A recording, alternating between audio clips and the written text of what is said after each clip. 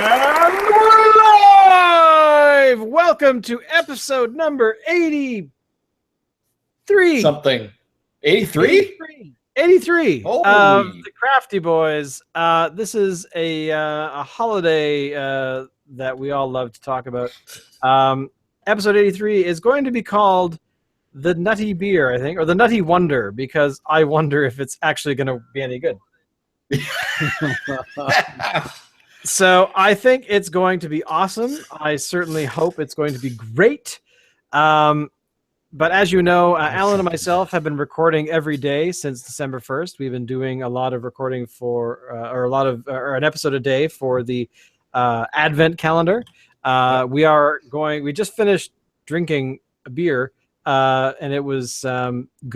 9%. 9% beer, but hey, this show's going to be okay. So who picked the beer this week? I think it was me, right? Yeah. Yeah, it was you.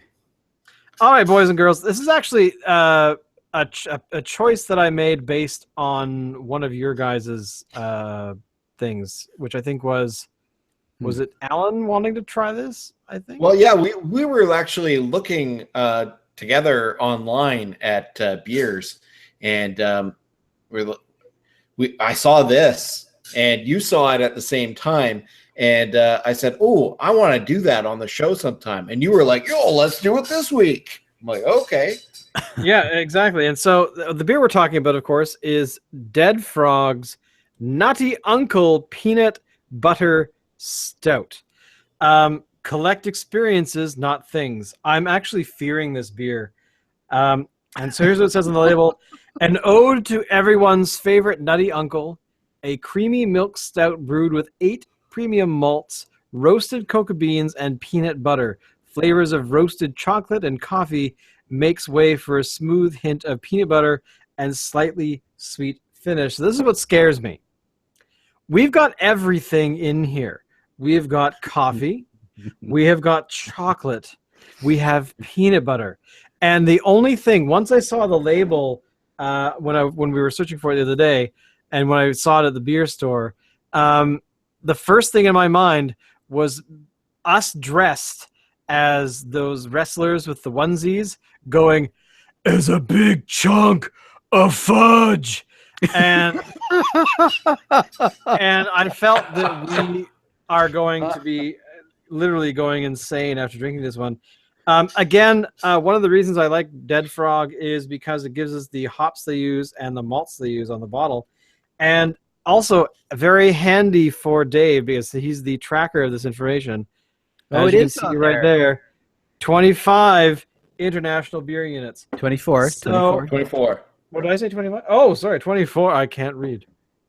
I I kind of like how the label. I like how the label is styled after like a Reese peanut butter cup type of deal. It totally is. Yeah, it's got the orange and the brown. The orange. You'd expect E.T. to be on the bottle almost. Yeah.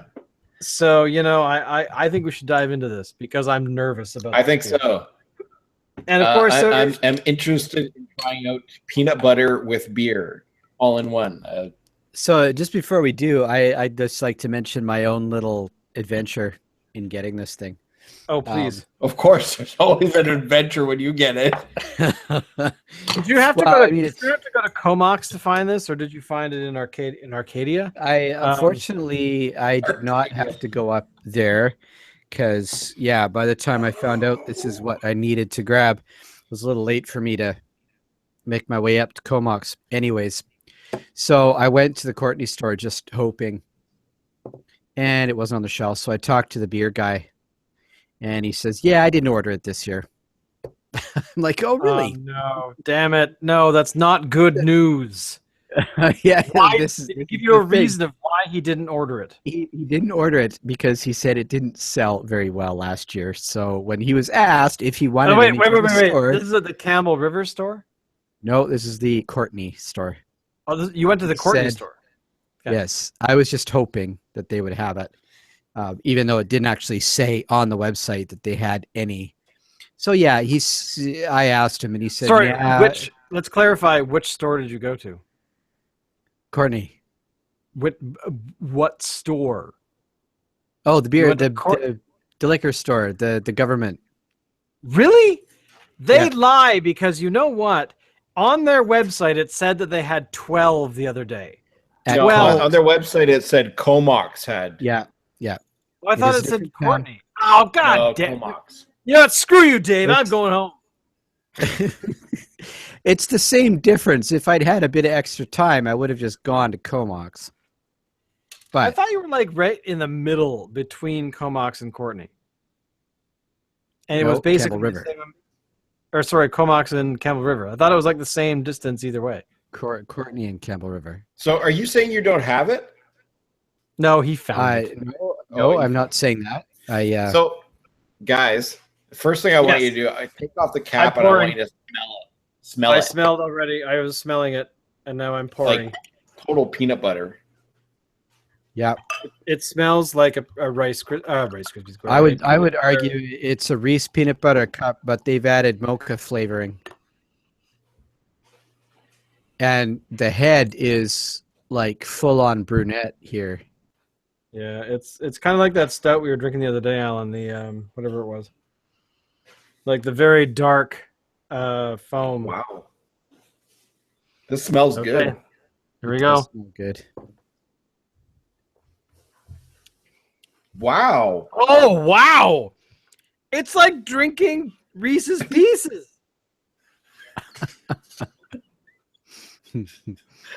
I'm just getting Holy coffee here, boys. Holy sugar bombs! Wow! Son of a nutcracker! I didn't think it would taste like that.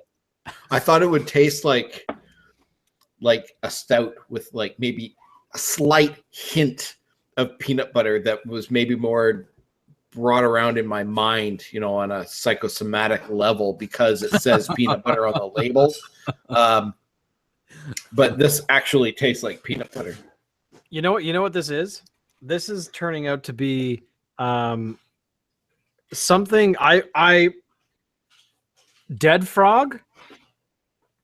I'm surprised.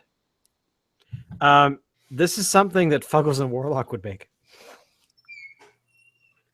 It's good. Fuggles and Warlock, and the reason I don't mean to poke fun, but Fuggles and Warlock, the first beer that I ever had that actually tasted as advertised, was the Bean Me Up.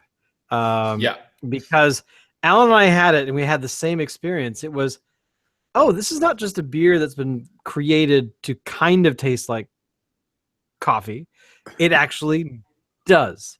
They somehow found that balance where they had the beer level right and they had their additive level right, and they actually married them together in such a way that it wasn't too beer like, it wasn't too whatever it was, right? Coffee or candy or bananas or whatever. I feel like I've got peanut butter stuck to the roof of my mouth.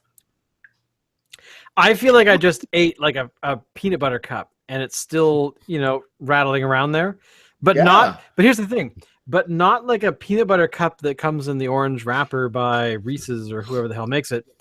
It's like I went to either probably not Purdy's, but the Rogers chocolates where they have the fine chocolate with the peanut butter inside, and that's what I've had. So I'm not talking milk chocolate crap, even though this is a milk stout.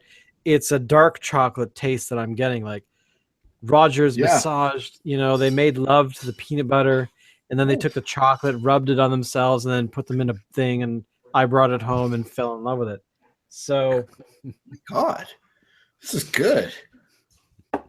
I got to say, I'm not sharing this with the Peanut Gallery, who's downstairs, not up here right now. Booyah. So, Alan, while we're enjoying this Nutty Uncle Peanut Butter Stout... Well, just like we haven't heard from Dave. What does Dave think? Oh, sorry, Dave. Have I totally ignored you because you live in the middle of nowhere?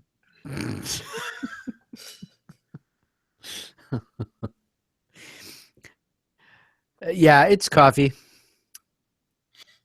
You get coffee? I'm getting coffee. I'm not noticing the other stuff. Okay, Quite you're sweet. fired. You're off the podcast. I'm now muting Dave's microphone. So anyway, Alan, Like, how could now you that I've not muted taste David butter in Kelch, here? notice the icon down there. We can't hear him anymore because Dave sucks. Dude, how could How could he not taste the peanut Oh, butter? I don't get it. oh my god, I think I totally just muted him permanently.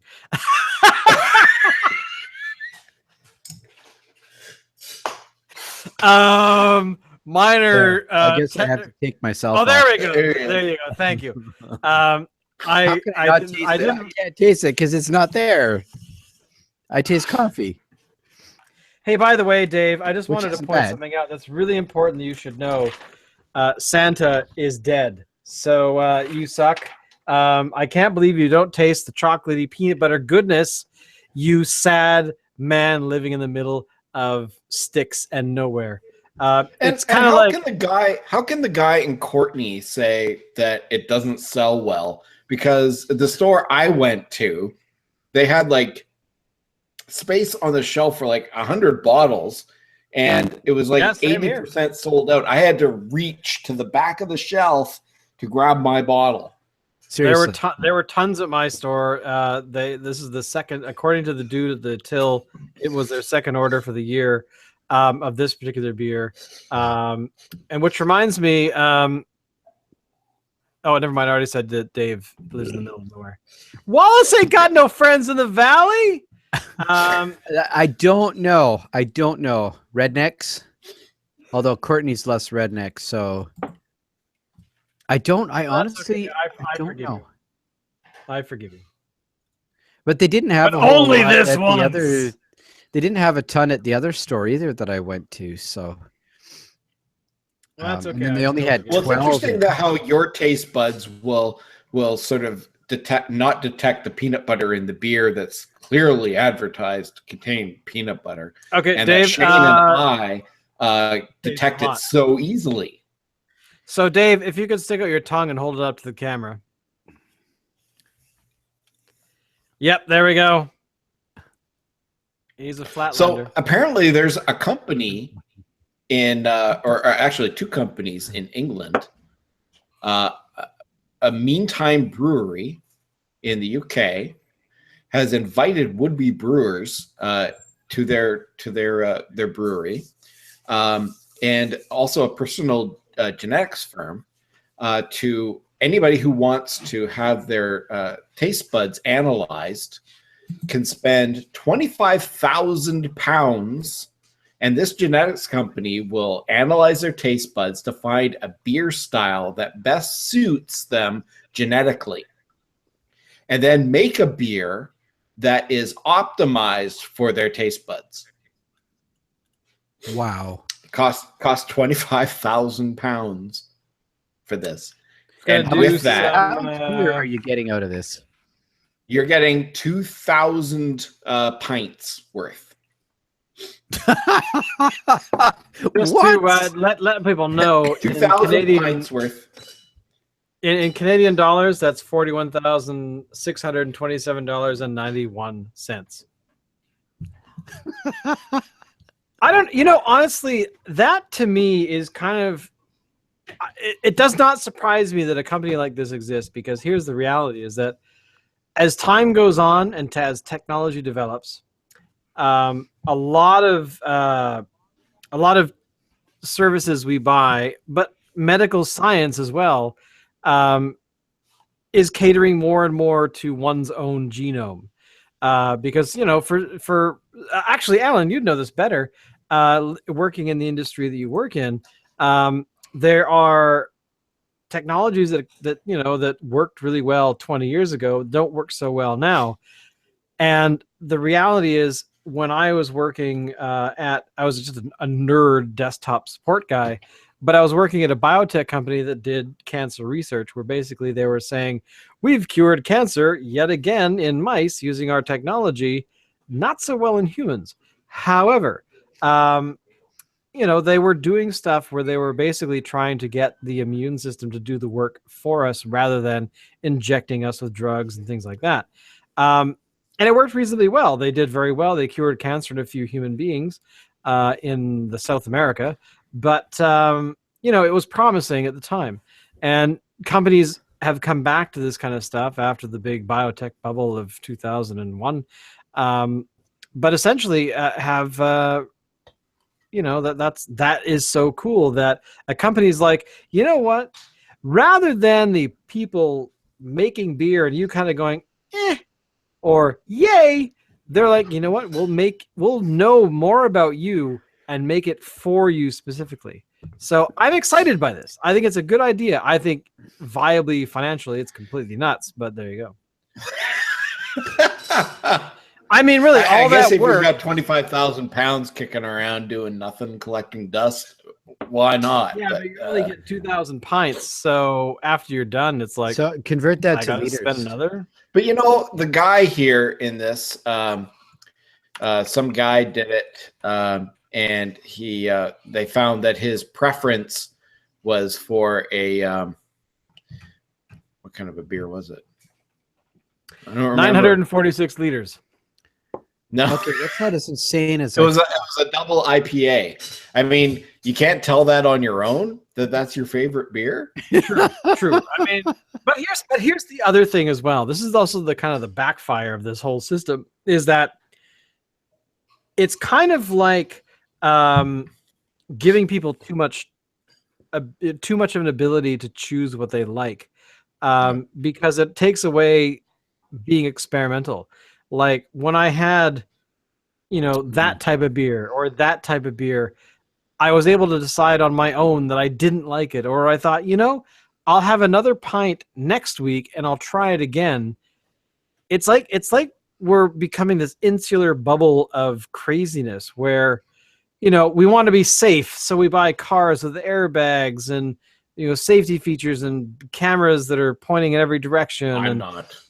you know, or, you know, automatic machine guns that pop out of your hood and mow down whatever person you hate. Yeah. But this is kind of an extension into that where it's like, you know what?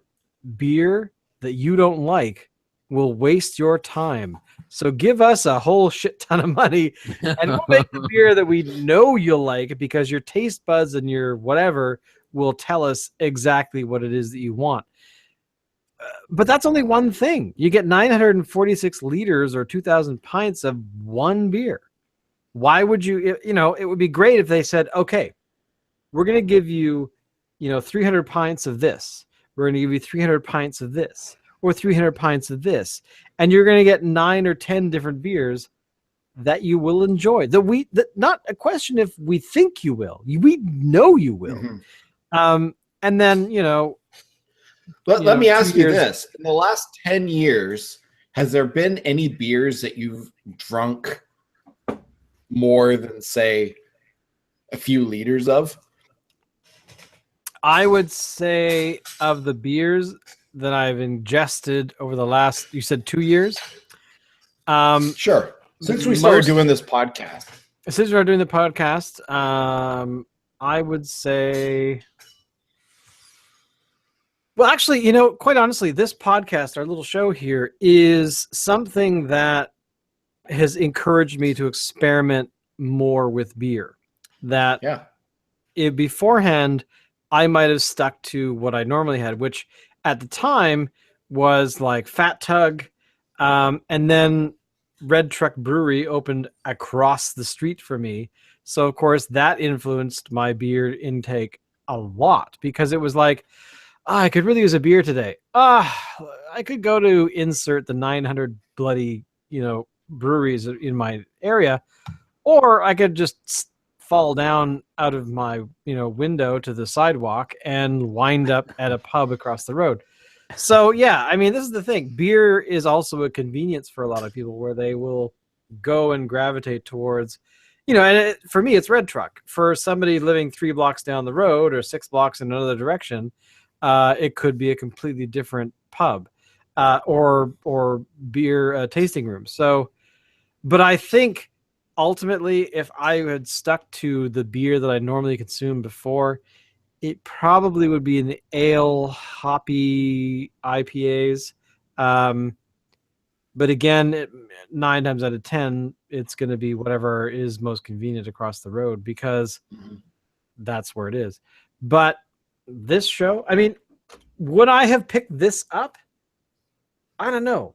I question whether I would have.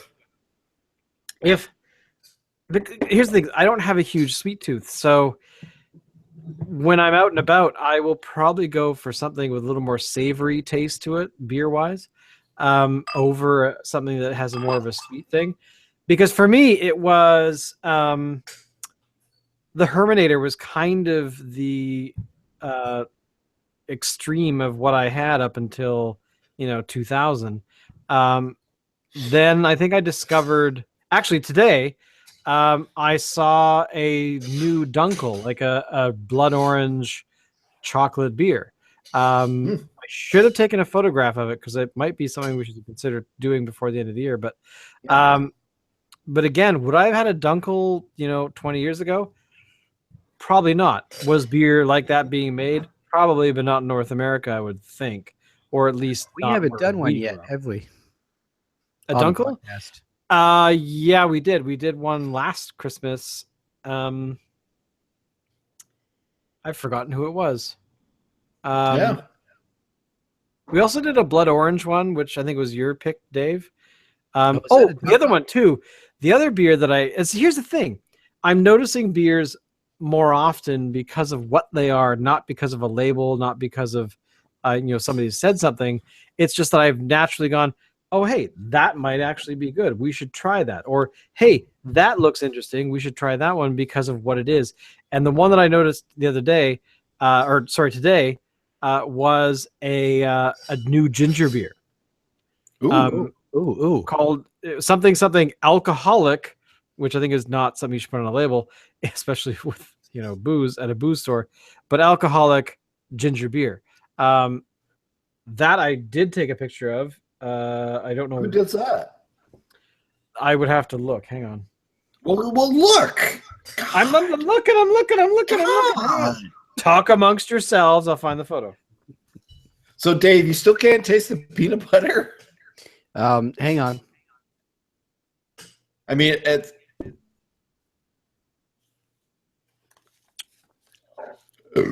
Oh, excuse me. I don't know. If I try hard, I guess I can kind of get hints, if you will. Right. Hands down, it's the coffee.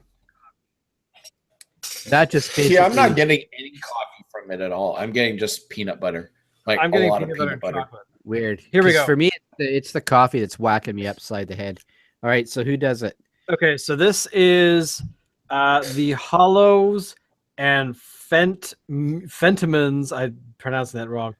Alcoholic ginger brew. It's from the UK, but it looked very interesting because the label was blue. And there was also another one that I found later on. There was also a ginger beer, mainly because I'm in the back of my mind, I'm keeping an eye out for ginger beers because I know that Dave, you like them because you're weird.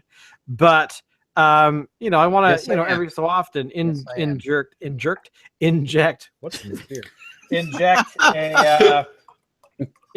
a ginger beer, like stuff that you like, because we know that you're borderline on IPAs. We know you're borderline on some of the darker ales.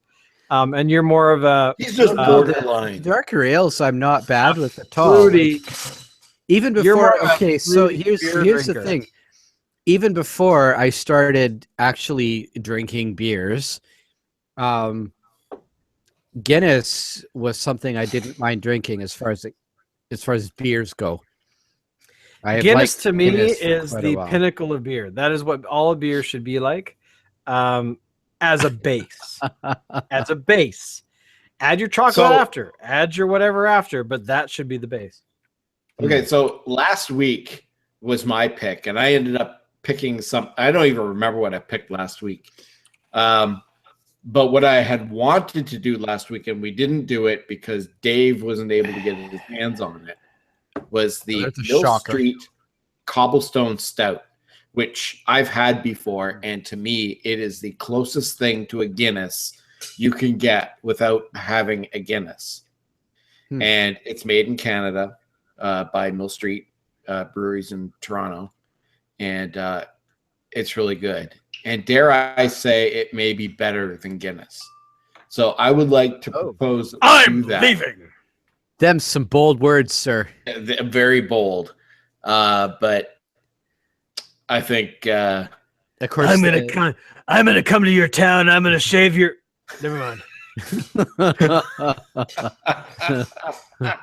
the sort of patriotic part of me says, "Fucking A."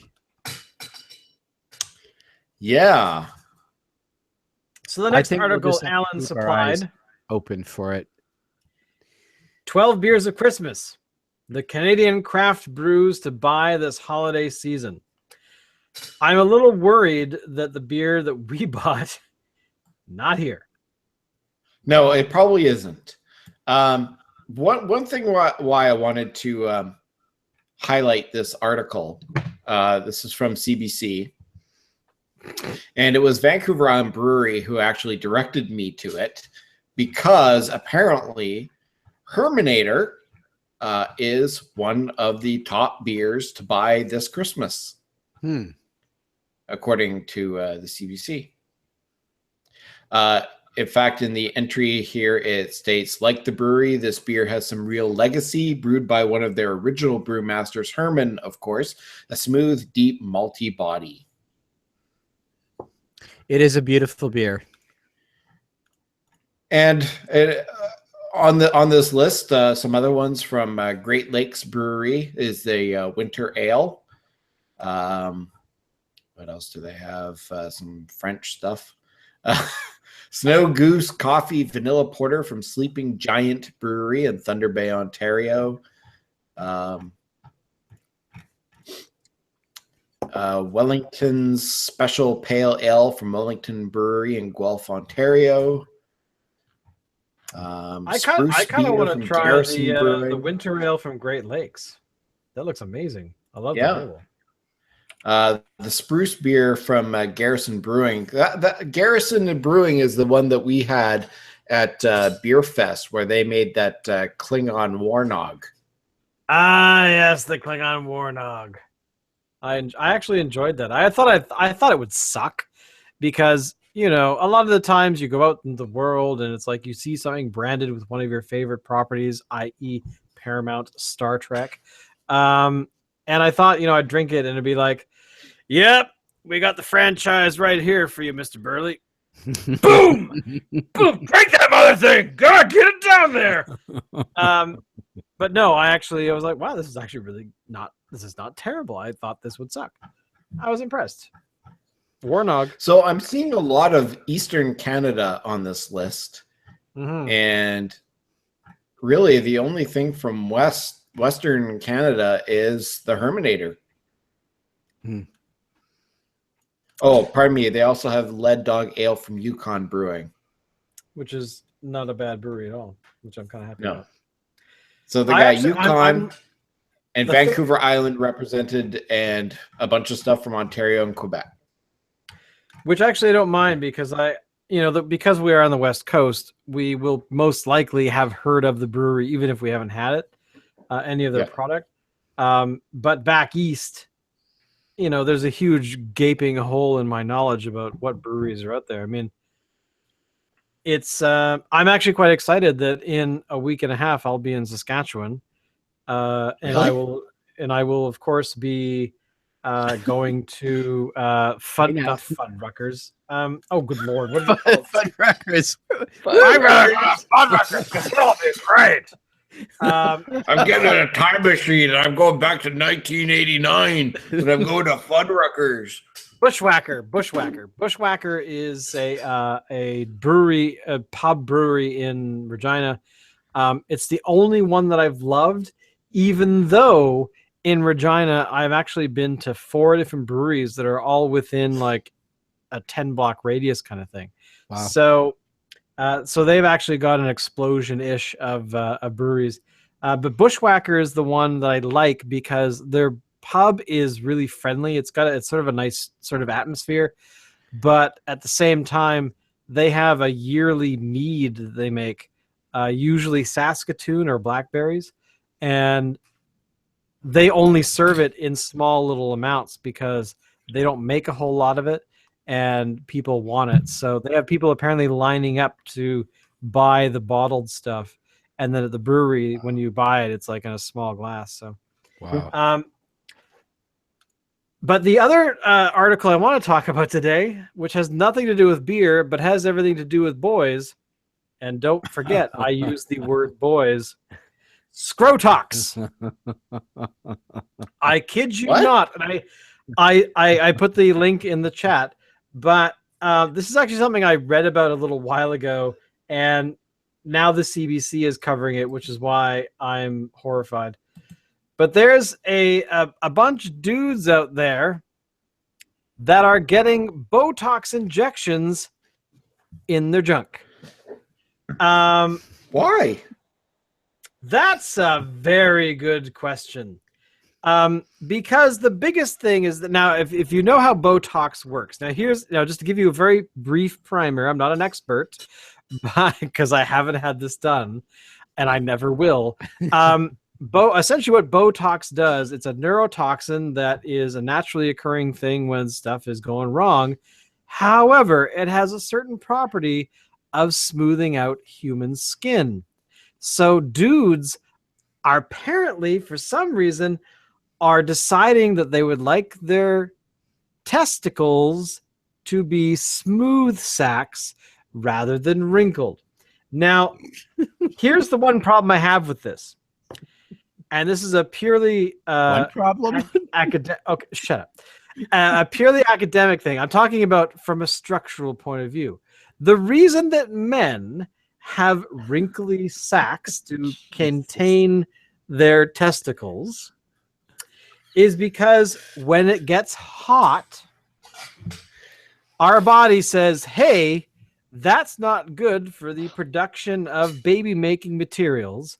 So let's get away from the body a little bit and try and not be so overheated. Let's chill out, Holmes. Exactly. Let's chill, which is why. Now, here's the thing. If you're a dude, you know this. On summer days, when it's really been hot and you're like, you know what? I got to go have a crap. You hop into the bathroom, you sit down, your balls instantly into the water. Why? Because your skin at that point is smooth. It's stretched out to try and pull your testicles away from your body heat in order to do what it does best. Yet, when that happens, I've never wanted to do this, and I don't think I've ever done this, but maybe as a younger man I did. But it gets hot. You kind of spread your legs and squat a little bit just to see how far your balls have dropped. That's what happens when you get way too hot and your body's like, boom, dropping those mothers away from the body. So I'm concerned. Dudes that are injecting their junk with Botox. So it's what a form doing? of birth control. You never know. Nicely put. Yeah. Sorry, I read about this the other day, and I laughed. And when I was looking at the 12 Years of Christmas, I noticed they made a reference to this article, and I'm like, okay, I'm talking about this. That's what's going to happen. So there you go. So Botox in your junk is the thing now, and there, I honestly think that the end of civilization is so close because of stuff like this, but I'm not quite sure what is going to be the thing that pushes us over the edge, and it's either going to be, I don't know, like Trump getting elected to president. Well, that's definitely one of the notches on the post, but it's kind of like the villain from the film Time Bandits, who essentially is, for all intents and purposes, the devil. And the character says, I don't quite understand the reason. Nipples for men? What is the point of that? I would have had lasers on day one. If creation was under my control, boom, lasers, day one. And so there you go. So let's all raise our glasses to the invention of Scrotox. I guess. So, Alan, would you get your nuts smoothed? I wouldn't be against the actual smoothening. I'm against the whole thing of needles. Oh yeah. Dave, what about you? You know what? My bits are shrinking at the thought of freaking needles. Like, no. Listen. I've had, I've been fixed, and so I've had a needle there, and it's not a pleasant experience. I wouldn't want to. I would say no. I have a friend over here who is a really cool guy, and he was telling me the other week that he's like, "Oh yeah, no, I got fixed a while ago," and I'm like, "Dude, that's pretty awful. What did you? How was it?" And he goes, "Worst experience ever." Yes. Oh, that's the worst experience ever. He goes, "Yeah, kids are even worse than that, though." So there you go. But Alan, you dispute that, right? Yeah, I don't think kids are worse. Maybe more than 3 are worse. I gotta say, well, here's the other thing too, is you don't have that balancing power in your home from what I can tell. There's kids, and then there's all boys.